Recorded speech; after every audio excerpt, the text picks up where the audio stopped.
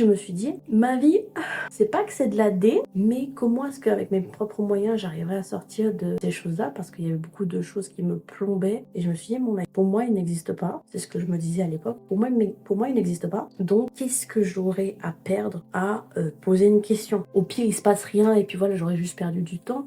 C'était vraiment mon état d'esprit. Juste avant de demander à Dieu, j'ai entendu parler de toi, mais je ne sais pas si tu existes.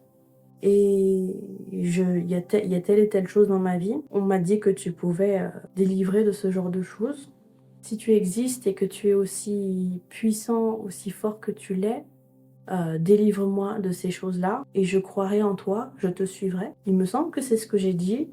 Et je m'attendais à rien. Je m'attendais à rien du tout parce que pour moi, encore une fois, j'étais athée. Et à ce moment-là, j'ai senti... c'était limite surnaturel en fait. Ce qui s'est passé, c'était surnaturel. J'ai senti comme si quelque chose était soulevé, qui était retiré, comme quand on enlève un pull, mais des couches et des couches et des couches de choses que j'aurais même pas imaginé que je portais, mais qui étaient enlevées de moi, mais comme ça, mais d'un coup, et j'avais l'impression d'être délivrée littéralement de quelque chose que je portais, mais que je ne savais pas que je portais. Que je ne savais pas que c'était aussi lourd, aussi pesant. Et quand ces choses-là ont été retirées de moi, je me suis sentie légère, mais en même temps très fatiguée. C'est comme si on m'avait bousculée d'un coup, mais que j'étais hyper légère. Et ça m'avait fait un choc émotionnel en mode qu'est-ce qui vient de se passer? Et je me suis mise à pleurer, pleurer, pleurer, pleurer, parce que je me suis dit, waouh, Dieu, c'est vraiment toi.